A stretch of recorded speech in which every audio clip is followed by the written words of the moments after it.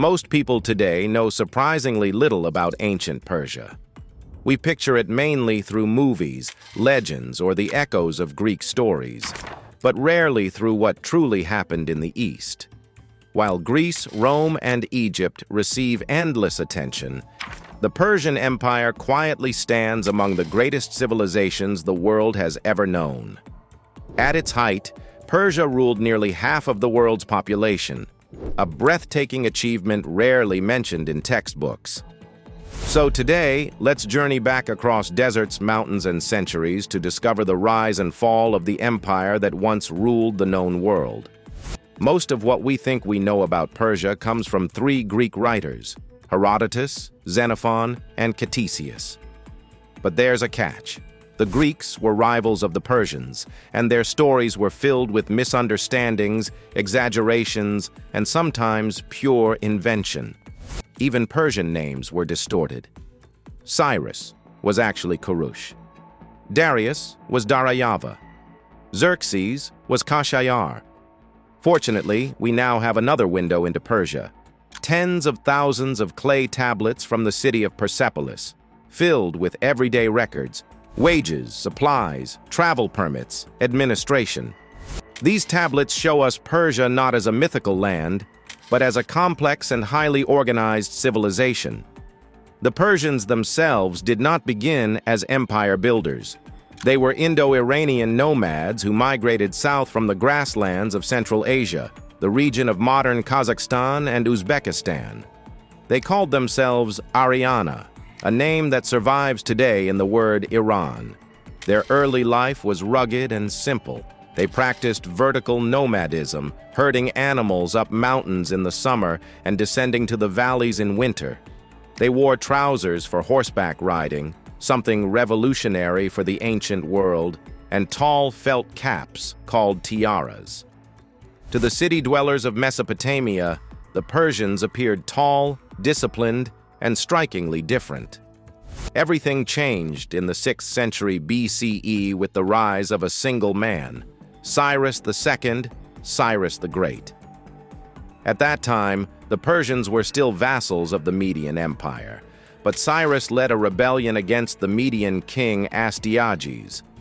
Several powerful Median clans defected to Cyrus. Their support allowed him to defeat the Median army and claim independence for Persia. He founded a royal capital, Pasargadae, and began constructing what would become the First Persian Empire. Cyrus expanded rapidly. Armenia, Lydia, Ionia, Parthia, Elam, region after region fell under his rule. Then came the greatest prize of all, the mighty city of Babylon. Legend says the Babylonian god Marduk favored Cyrus, but the reality is simpler. The Babylonian elite had lost faith in their own king and opened the gates. Cyrus entered the city peacefully, a conqueror welcomed as a liberator. But what truly made Cyrus great was the way he ruled. He spared defeated kings, kept local officials in power, and allowed conquered peoples to maintain their customs and gods. He even freed groups who had been exiled, including the Jewish people, supporting the rebuilding of the temple in Jerusalem. This policy of tolerance was not idealism, it was strategy. Persians were only a small minority, so cooperation, not oppression, was the key to holding their vast empire together. Cyrus continued campaigning north, but met his end in battle against the Massagetæ, a nomadic confederation led by the fearsome Queen Tomyris. The empire mourned, and the crown passed to his son Cambyses. Cambyses restored order to rebellious regions and then turned his attention westward. His greatest victory came with the conquest of Egypt. He captured Memphis, imprisoned the pharaoh, and brought Egypt firmly under Persian control. Plans to conquer Carthage and Kush followed, but supply issues and political resistance halted both campaigns. During a journey to suppress another revolt, Cambyses fell ill and died, leaving a sudden power vacuum. Into this uncertainty stepped Darius, a man who would shape the empire more than any other. Darius claimed the throne by accusing a rival of being an impostor. To legitimize himself, he linked his ancestry to Cyrus's lineage and founded the Achaemenid dynasty as we know it. He spent his early rule crushing rebellions, but soon turned to administration. Darius reorganized the empire into provinces called satrapies, each ruled by a satrap. He standardized currency, the golden daric, which transformed trade across the empire. He built a vast road network, including the famous Royal Road, allowing messages to cross the empire in days. He created a postal system with relay stations, constructed an early version of the Suez Canal, and oversaw the building of Persepolis, a ceremonial capital of breathtaking beauty. The elite military force of Persia was known as the Immortals, 10,000 heavily armored soldiers whose numbers were immediately replenished whenever a man fell.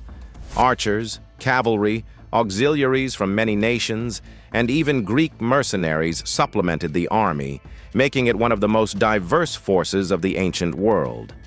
Persians were often called fire worshippers, but their religion, early Zoroastrianism, placed Ahura Mazda as the supreme god among many divine beings. The empire was remarkably tolerant. Babylonian, Egyptian, Jewish, and Greek gods all had a place under Persian rule. Even important decisions, according to Greek sources, were debated once drunk and confirmed the next day when sober.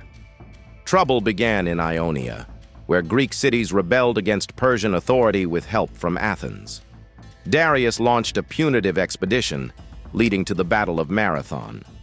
The Greeks, though outnumbered, charged downhill and shocked the Persian forces, winning one of history's most famous battles.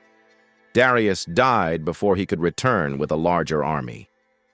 His son Xerxes continued the campaign. Xerxes crossed into Greece with a massive army, perhaps 200,000 men.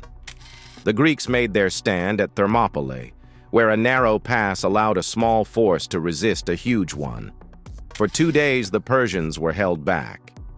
On the third day, most Greek troops withdrew, leaving the Spartans and a few hundred allies to fight to the death.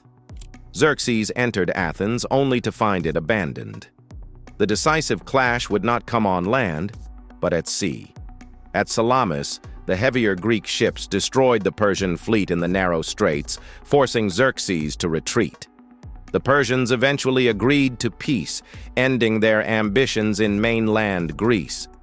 Persia remained powerful, but the next threat came from an unexpected direction: Macedonia. After King Philip II was assassinated, his young son Alexander inherited a united Greece and a dream of conquering Persia. Over the next 13 years, Alexander defeated the Persian armies again and again. Darius III fled, was betrayed, and the Achaemenid Empire collapsed. Yet Persia did not disappear.